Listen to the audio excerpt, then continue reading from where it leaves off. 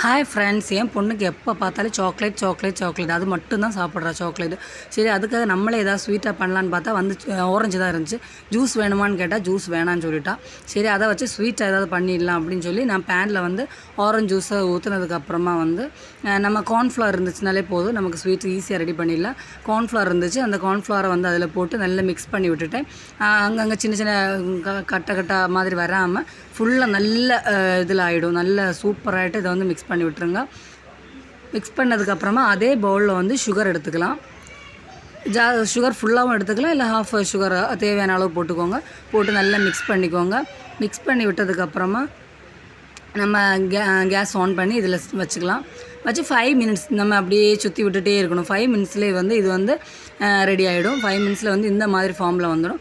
இந்த மாதிரி ஃபார்மில் வரும்போது ஒரு கொஞ்சோண்டு பிஞ்ச் ஆஃப் சால்ட் போட்டுக்கணும். எதுக்குன்னா அந்த ஸ்வீட் பேலன்ஸ் பண்ணுறதுக்காக கொஞ்சம் பிஞ்ச் ஆஃப் சால்ட் போட்டுக்கலாம். போட்டதுக்கப்புறமா நம்ம பட்டர் போட்டுக்கலாம். பட்ரு போட்டால் இதில் நல்ல டேஸ்ட் கொடுக்கும், அதுக்காக பட்டர் போட்டுக்கலாம். அது மட்டும் இல்லாமல் ஸ்டிக் ஆகாமல் நல்ல ஃபார்மில் நமக்கு வரும். நம்ம நினச்ச மாதிரி நல்ல ஸ்வீட் ஃபார்மில் வந்துடும்.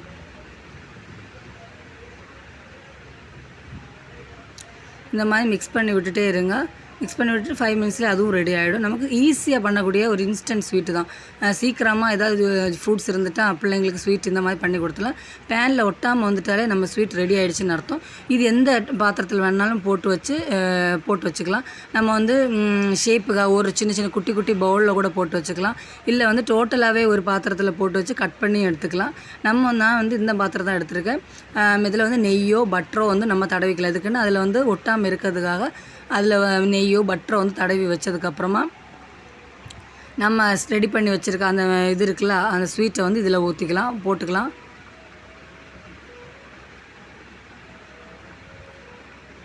போட்டதுக்கப்புறமா கரெக்டாக ஷேப் பண்ணி விட்டுருங்க. இந்த மாதிரி சூடில் அந்த நெய்யெல்லாம் மெல்ட் ஆகிடுச்சு.